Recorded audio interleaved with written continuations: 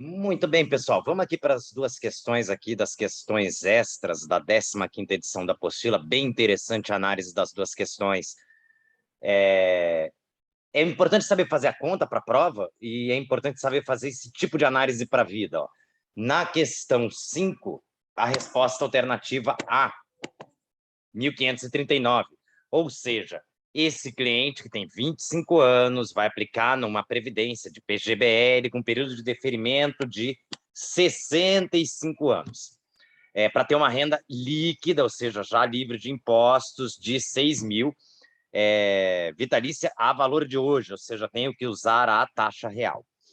Qual o valor das contribuições mensais que esse cliente deve fazer, considerando uma expectativa de rendimento real, ou seja, o rendimento já está real de 3%, e uma inflação de 4%, que não importa, não serve para nada, e que este plano de previdência tem uma taxa de administração de 1% ao ano, também não me interessa, porque o rendimento já é líquido de taxa, tanto em fundo quanto em previdência, taxa de carregamento de 0%, portanto, também a taxa de carregamento não vai interferir, tábua atuarial de 90 anos, ou seja, a Previdência está imaginando que ele vai morrer com 90 anos.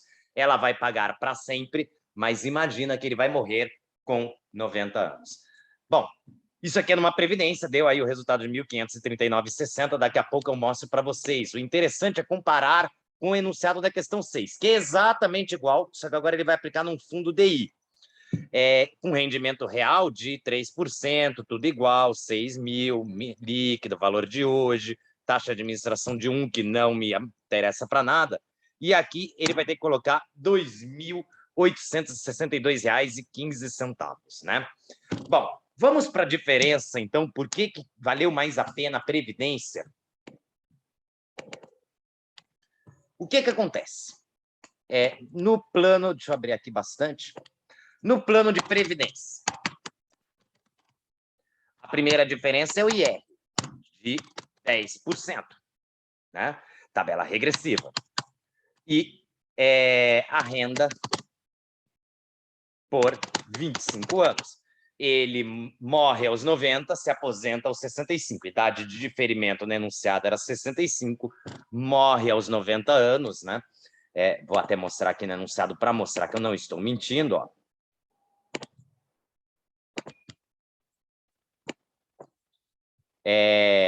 A partir de 65 anos, ou seja, ele quer se aposentar aos 65 e a Previdência imagina que ele vai morrer aos 90, né? Estou na questão do fundo. Então, tá aqui, ó. 65 anos e imagina que ele vai morrer aos 90, dá um período de 25 anos, né? Muito bem. Vamos voltar lá para a nossa tela. Já no fundo DI, o que acontece com o fundo DI? O fundo DI, ele vai ter um IR de 15%. Ou seja, o imposto é maior. Esse é um dos motivos que faz esse nosso cliente ter que aplicar mais no fundo DI do que no fundo de previdência. E a renda é perpétua. Por quê? Porque no fundo DI não tem a tabatorial, não tem o seguro da Previdência. Na Previdência, se ele viver mais de 90 anos, sem problema nenhum, ele vai sobreviver aí até, vai receber a renda até morrer. Tem um risco, o risco atuarial, o risco da Previdência ter estimado a expectativa de vida dos clientes dela errado. Se chegou lá no futuro, a Previdência imaginava que era 90 anos e o pessoal está vivendo mais, ela vai fazer um valor de pensão menor do que 6 mil, que era o que estava combinado, né? Ela vai ter que baixar o valor da pensão, chama-se isso risco atuarial, risco das pessoas viverem mais. Na Previdência é muito curioso, aliás, no mercado financeiro, quanto mais vive, pior fica, né? Diferente da vida fora do mundo financeiro. Bom, mas vamos lá, então, voltando para o nosso enunciado, né? A renda aqui é perpétua. O que poderia mudar aqui? Se ele me falasse, por exemplo, que esse cliente tem um seguro total. Ah, Henrique, seguro total está no edital? Não, não está no edital. Estamos aqui trabalhando para a vida. Vamos supor que ele me fale que ele tem um seguro total para 100 anos. Um seguro total que dê uma indenização de 1 milhão, por exemplo, com 25 anos, para você ter 100 anos, ele vai custar uns 15 mil reais. É baixinho, né? 15 mil reais, você coloca isso em 40 anos, dá 30 reais por mês. E aí eu não preciso mais fazer o cálculo da renda perpétua. Eu posso fazer o cálculo da renda por 35 anos. E vai dar um número muito melhor do que os resultados que a gente chegou ali na conta. Henrique, o que é esse seguro total? O seguro total é um seguro de vida ao contrário, né? Não está no seu edital, mas vamos lá. O seguro total é um seguro de vida ao contrário, que você recebe se sobreviver. Então, se eu chegar a 100, fiz esse seguro, cheguei a 100 anos, recebo uma indenização. Se eu morrer antes disso, eu perdi o dinheiro. Isso aqui é o seguro total. Um seguro de vida ao contrário, né? Muita gente nem sabe que existe. Bom, aí a conta vai ficar muito melhor, que eu não tenho mais que fazer renda perpétua, eu faço a renda por 35 anos. Ele também poderia ter lá no enunciado dizendo: se passar dos 95 anos, o cliente pretende viver do INSS, que é a Previdência Pública, isso aí ele já vai ter até morrer mesmo. Ok, sem problema, né? É uma decisão dele, mas isso teria que estar escrito no enunciado. Como não tem nada disso escrito no enunciado, eu não posso considerar nada disso. Porque nesse segundo exemplo aqui, ó, de 95 anos, eu calcularia a renda para 30 anos, aí seria muito melhor. Mas como nada disso está escrito, eu não posso considerar, e eu tenho que considerar que a renda é perpétua, né? Outra coisa que está escrito é a Previdência e o Fundo DI terem a mesma taxa de administração. Se forem duas aplicações exatamente iguais, o Fundo DI está caro, porque a Previdência ela oferece mais serviço, ela tem este objetivo atuarial, essa renda perpétua atuarial, essa renda perpétua, que é uma vantagem muito grande de aplicar em Previdência, eu fico muito mais tranquilo. Então, é justo que ela seja mais caro. Um fundo e uma Previdência, do mesmo tipo, que aplicam nas mesmas coisas, os dois com a mesma taxa de administração, está cara a Previdência, está caro o fundo. Esse fundo teria que ser mais barato. Ou seja, essas aplicações devem estar rendendo na faixa de 4% ao ano, tira um de taxa de administração, sobra 3%, né? O fundo teria que estar rendendo um pouco mais que isso, teria que ter uma taxa de administração de MEI, está rendendo 3,5%. Aí eu estaria com duas aplicações iguais e com um preço mais justo, né? Então, o que está acontecendo aí é que esse fundo de DI está muito caro. Muito bem. Fase das análises, acabamos. Isso aqui era o que valia para a vida, né? Para você entender como eu faço uma análise dessas na frente de um cliente. Henrique, mas eu não faço isso. Quando você tiver num segmento de mais alta renda, numa corretora, num private bank, numa operação de mais alta renda, você vai fazer sim esse tipo de conta. Então, é importante saber esse tipo de análise. Você mostra para o cliente, olha, você coloca 1.500 na Previdência, 2.800 no fundo. O que você prefere para sua aposentadoria de 6 mil? O cliente, opa, peraí, esse cara eu sei que está falando. E ó, a taxa de juros de 3% real líquida, real de 3% ao ano, não está ruim. Agora, vamos ver como é que faz a conta.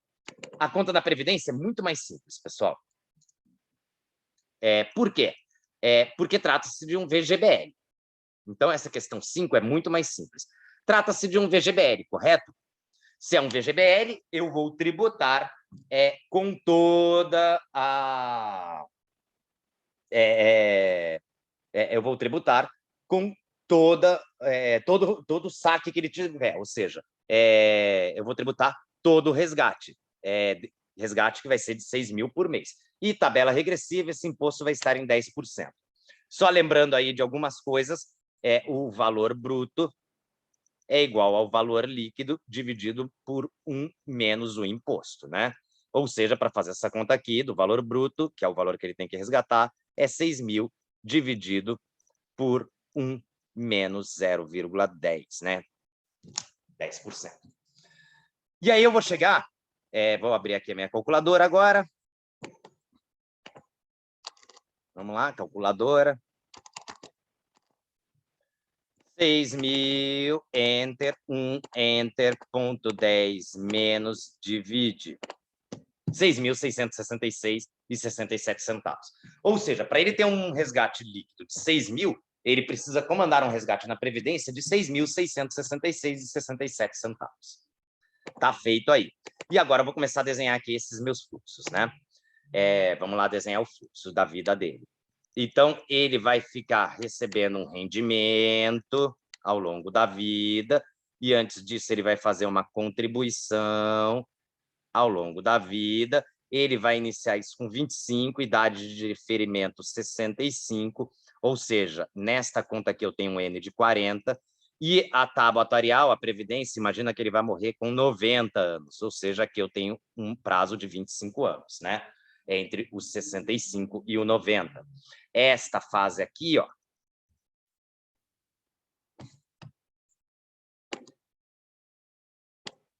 eu vou chamar de fase do benefício. E esta fase aqui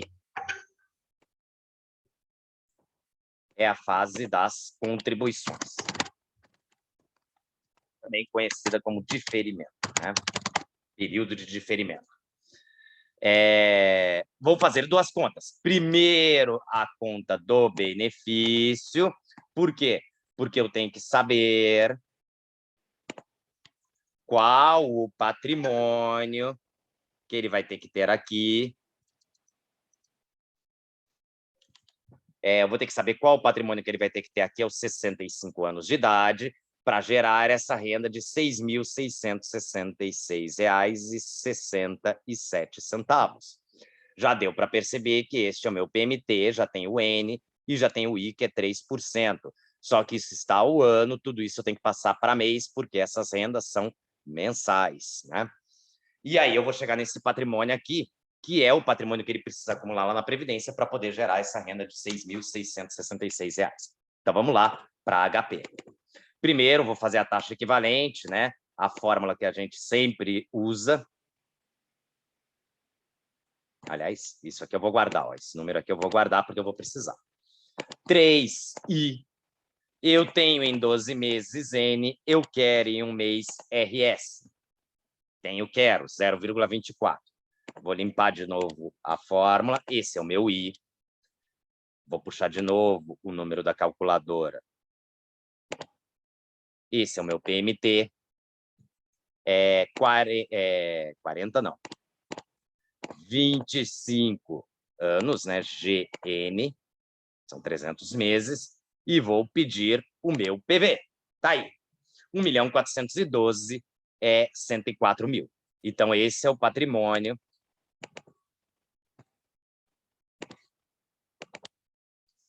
que eu preciso. 1.412, 104 mil. Esse é o patrimônio que eu preciso. Esse patrimônio foi o PV do cálculo de benefícios e vai ser o FV do cálculo de contribuições. E aí eu fiz uma coisa errada que eu não guardei a taxa, né? Então vamos voltar com ela. Vou guardar isso aqui no Store 3 e vou calcular de novo a taxa, porque eu preciso. A taxa equivalente. 3i, 12, N, 1RS. Pronto, tá aí. Esse é o Store 1, esse é o meu I. Deixa eu recuperar lá o meu FV, né? Opa, agora tem que ser positivo, FV. O PV é 0, porque eu estou saindo do 0, e o prazo é de 40 anos, 40 GN. Chama aqui o PMT, 1.539,59. Tá aí a resposta da minha questão. 1.539,59, 1.539,60, aí são arredondamentos. Outra coisa importante, aqui teria uma regra de bloqueio ali na taxa de juros, teria que bloquear na 9ª casa decimal, e a HP fez conta até a 50ª casa decimal, sei lá quantas tinham, o seu visor só tem 9, né? Teria uma regra de bloqueio aqui na 9ª casa, por isso um pequeno arredondamento, na próxima questão vai ficar até mais evidente. Mas está aí o passo a passo de como resolve essa questão de cálculo de previdência, né? Então, está feito aqui com a Previdência no estilo PGBL, lembrando que no PGBL eu consigo tributar, eu vou tributar tudo, né? Todo o valor resgatado. Já aqui nessa Previdência, no fundo DI, o que acontece? A primeira grande diferença é que eu vou calcular perpetuidade. Então, eu vou fazer agora tudo aqui de verde, né? O N já não é mais 25 anos, é perpétuo. E aí vai mudar o meu patrimônio. Os 6.666,67 centavos também vai mudar. Por quê? Porque isso aqui tinha sido feito com imposto de 10%. E agora vai ter que ser feito com imposto de 15%. Mas aí tem o grande detalhe. É o imposto de 15% apenas sobre o rendimento. Então, tem que ver lá no futuro quanto dessa renda vai ser rendimento e quanto que vai ser patrimônio. Porque nesta renda aqui, de 6.666,67 centavos, uma parte era rendimento e uma parte era patrimônio. Quando eu tributei o PGBL, não precisava fazer essa divisão, porque o PGBL tributa todo o valor resgatado. Mas no fundo DI, não. O fundo DI vai tributar apenas o rendimento. Então, é 15% em cima deste rendimento aqui. Quanto que vai ser o rendimento? Vamos ver? Como é que você faz isso? Simula uma aplicação de R$1. Então, eu vou aplicar R$1, CHS-PMT, durante 480 meses, 40 anos, né? Há uma taxa, e é aquela taxa equivalente. E perdi. Tem que fazer ela de novo. 3i 12n 1rs. É bom porque vai decorando essa mecânica, né? Deixa eu guardar aqui, Store 1. Que eu vou precisar dela várias vezes. Vou limpar o financeiro. Este é o meu I. 480 é o meu prazo, né? 40 anos. E vamos supor que eu fiz uma aplicação de R$1, porque fica mais fácil. Poderia fazer com qualquer número, mas a gente prefere sempre fazer com R$1. Chamo FV, deu 917. Ou seja, se eu aplicar R$1 por mês, eu vou chegar lá daqui a 40 anos com R$917 nessa taxa de juros. Quanto que eu apliquei? 480. Quanto que eu resgatei? 917. Quanto que é o meu ganho? O meu ganho é 917 menos 480. Então, vamos lá. 480 menos, tá aí, 437. Então, meu ganho foi de 437. E quanto que isso representa dos 917? Só dividir pelos 917. Isto representa 47,6% do meu patrimônio. Então, voltando aqui para o nosso slide, esse rendimento é 46,7% do total, que eu ainda não sei qual é, eu ainda tenho que saber. Mas eu já sei que o meu rendimento é 46,7%, ou seja, esses 15% vai tributar 46, vai ser tributado em cima de 46,7% do valor resgatado. Agora é só fazer a conta para eu saber quanto que é a alíquota do valor resgatado. 15%, tá aí, 100 vezes, né? Esqueci do 100. 7,15. Então, o que que está acontecendo? 15% é sobre o rendimento, e isso aí vai ser igual a 7,1%. 7,1% do valor. Por que ele está fazendo isso? Do valor total resgatado. Então, 15% do rendimento é igual a 7,1% do valor total resgatado, que eu não tenho como fazer essa conta sem saber qual é a alíquota sobre o valor total resgatado. E agora sim, eu sei, vou fazer a mesma conta que eu... Agora a conta ficou muito parecida, né? Então, vamos lá. 6.000. Enter. Enter. 0,0715 menos divide. Então, aqui eu vou ter que resgatar R$ 6.462, né? Henrique, você vai ter que resgatar menos, olha só. Por que está dando mais? Então, agora o novo PMT é esse 6.642. É óbvio que eu vou ter que resgatar mais. Antes eu estava tributando 10% do valor resgatado. Agora eu estou tributando só 7,1% do valor total resgatado. 15% de 46% do valor resgatado, que é o rendimento, né? Então, aqui eu só vou ter que resgatar isso aqui, né? Só que o problema é a perpetuidade, né? Então, eu vou ter que calcular isso aqui perpétuo. Então, voltando lá para minha HP, vou chamar de volta a taxa. Essa está em percentual, contra de perpetuidade tem que ser em decimal, 100 divide, e divido de novo. Está aí. O patrimônio que eu vou precisar é de 2.620.000. 2.620.165.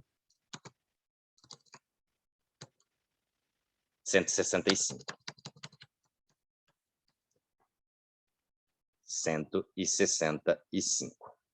Aumentou bem o patrimônio que eu vou precisar, né? Porque você fez uma conta de perpetuidade. Aí é que é o caso. Agora, mesma coisa que eu fiz antes, vou fazer o cálculo agora das contribuições, né, que ele tem que fazer. Esse que era o meu PV virou o meu FV. Então, vou limpar aqui o financeiro. Isso virou o FV. Vou puxar de volta a taxa, RCLI. E esse aqui é o meu I. 40 anos GN, né? 480 meses. E vou perguntar a contribuição. 2.856,73. Resposta A.